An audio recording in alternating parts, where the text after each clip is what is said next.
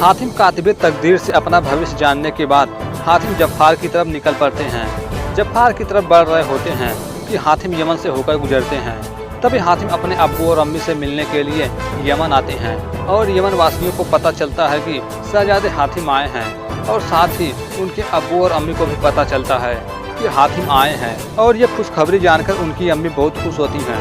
तभी हातिम अपने अब्बू और अम्मी के पास आते हैं और अपने अब्बू और अम्मी से मिलते हैं। उनकी अम्मी कहती हैं, हातिम तुम बहुत थक चुके होंगे, कुछ खा पी लो। तभी हातिम कहते हैं, नहीं अम्मी हुजूर, खाने पीने का फिक्र मत कीजिए, दरअसल हमें जाना होगा अम्मी हुजूर, हमारे पास वक्त बहुत कम है, सिर्फ 2 दिन बचे हैं और इन 2 दिनों के अंदर अंदर हमें दज्जाल की शैतानी हुकूमत को हमेशा हमेशा के लिए खत्म करना होगा।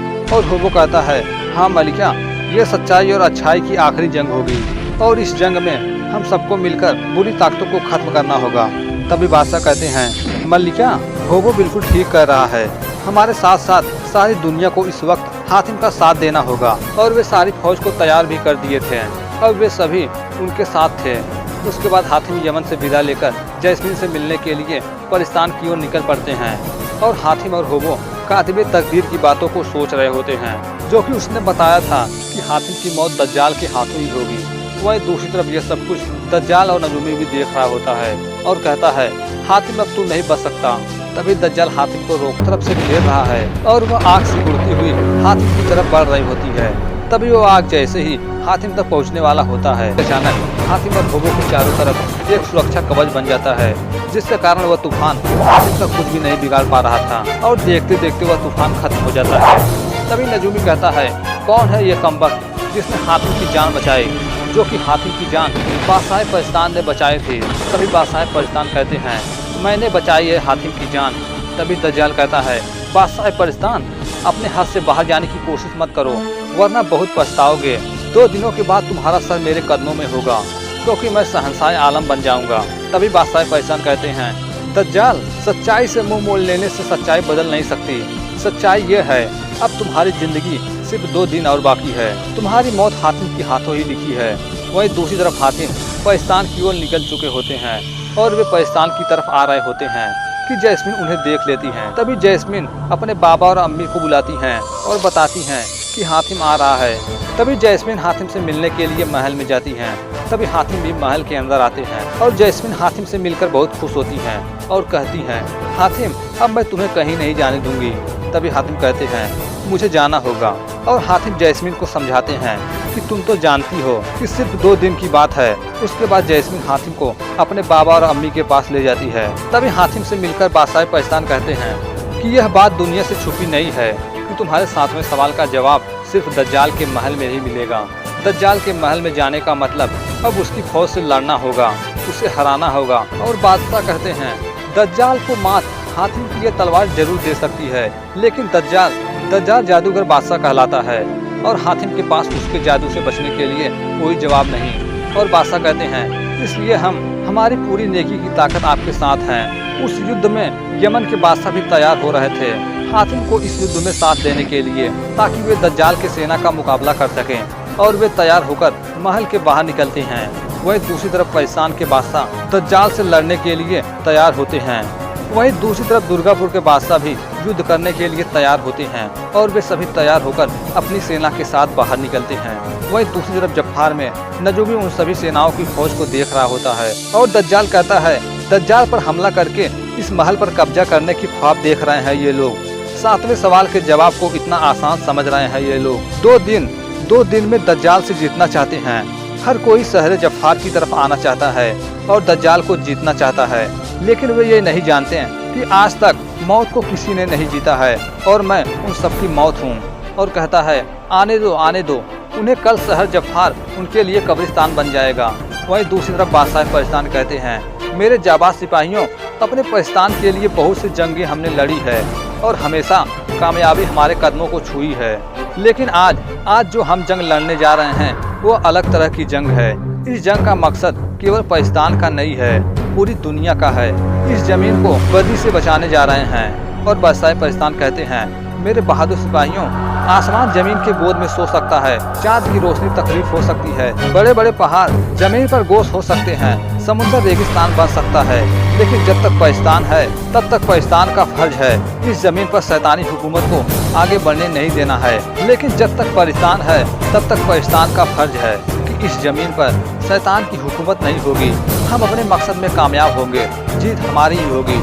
और ये सब कुछ दज्जाल भी देख रहा होता है। वहीं दूसरी तरफ यमन के बादशाह की फौज भी तैयार होती है, वहीं दूसरी तरफ दुर्गापुर की फौज भी तैयार होती है। तभी दुर्गापुर के बादशाह कहते हैं, सिपाहियों, जो हमारी राजकुमारी सुनैना के मर्जी के विरुद्ध उनसे शादी करना चाहता है, जिसने दुर्गापुर के राजकुमार को अपने काले जादू की मदद से उन्हें पत्थर बना दिया, हमें अपना सर हथेली पर लेकर चलना होगा। दुश्मन हमारे सामने जरूर घुटने टेकेगा, विजय हमारी ही होगी। और सारी सेना यह सब कुछ देख रहा होता है और कहता है, नामो निशान मिटाकर रख दूंगा, एक भी नहीं बचेगा मातम मनाने के लिए, एक भी नहीं। वही दूसरी तरफ यमन, पाकिस्तान और दुर्गापुर के सभी लोग ईश्वर से दुआ कर रहे होते हैं कि वे सब अपने मकसद में कामयाब हो जाएं। वही दूसरी तरफ जफार में नजूमी कहता है, बेवकूफ़ हैं, कम अकल है, ना समझ हैं, इनका सारा जोश पानी का बुलबुला है, किस ताकत से टकराने की सोच रहे हैं, जानते नहीं हैं। जादूगर बादशाह चाहे तो अभी इसी वक्त अपने जादू से तीनों फौजों को फना कर दें, यही इसी महल से। तभी नजूमी दज्जाल को देखकर कहता है, जादूगर बादशाह, दज्जाल की आंखों में कहर की बजाय जहारत क्यों दिखाई दे रही है मुझे। तभी दज्जाल कहता है, तुम बड़े होशियार हो नजूमी, और दिल की बात जानने में भी माहिर हो।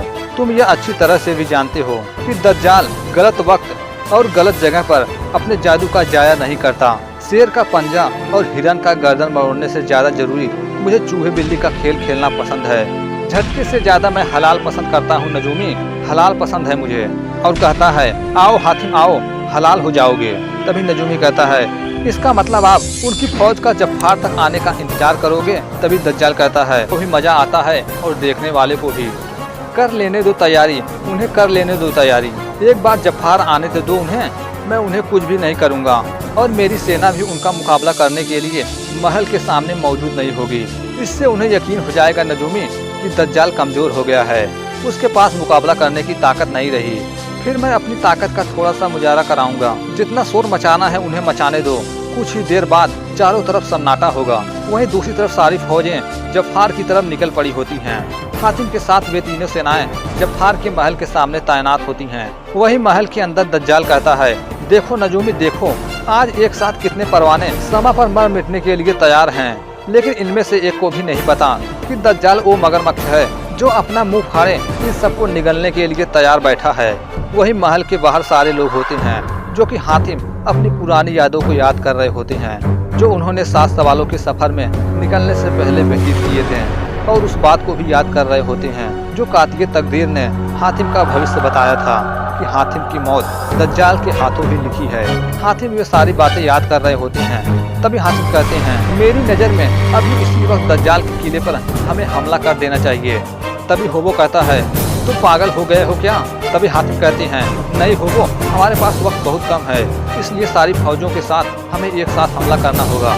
तभी बादशाह पाकिस्तान कहते हैं, यह रणनीति ठीक नहीं है, हमें अपने पीछे एक और फौज रखनी चाहिए। दज्जाल पर हमला करने से पहले उसके दांवों का पता लगा लेना चाहिए। तभी दुर्गापुर के बादशाह कहते हैं, दज्जाल की ताकत उसका काला जादू है। और होबो कहते हैं, तो फिर हम उसका मुकाबला करेंगे कैसे? हम तो कोई जादूगर तो है नहीं। तभी हातिम कहते हैं, लेकिन जान की बाजी तो लगा सकते हैं, बस दज्जाल के महल में घुसने का मौका चाहिए। वहीं दूसरी तरफ जफार में दज्जाल कहता है, बस एक रात की और बात है। और देखते ही देखते दज्जाल के महल का शैतानी आग और भी तेजी के साथ धधकने लगता है। वही महल के बाहर बादशाह पाकिस्तान कहते हैं, हातिम, दज्जाल के महल का वह शैतानी आग देख रहे हो ना तुम? उस आग के बढ़ने का मतलब है कि उसकी ताकत बढ़ रही है। तभी तीनों बादशाह के हुक्म पर वे तीनों फौजें दज्जाल के महल की तरफ बड़ी तेजी के साथ बढ़ती हैं। वहीं दूसरी तरफ दज्जाल कहता है, नजूमी, मौत के दीवाने मौत को गले लगाने के लिए आ रहे हैं, देखो कितनी जल्दी है इन्हें अपने मौत से मिलने के लिए। और वे सारी फौजें उनके किले की तरफ बड़ी तेजी के साथ आ रही होती हैं। वहीं दूसरी तरफ महल में दज्जाल कहता है, नजूमी, मैं जादूगर बादशाह दज्जाल हूँ, मुझे इनसे लड़ने के लिए किसी फौज की जरूरत नहीं है, मेरा जादू ही मेरी सबसे बड़ी फौज है। तभी दज्जाल अपनी शक्तियों की मदद से अपनी शैतानी फौज को जगाता है। उसके बाद दज्जाल की सारी शैतानी फौज जमीन के नीचे से निकलती हैं।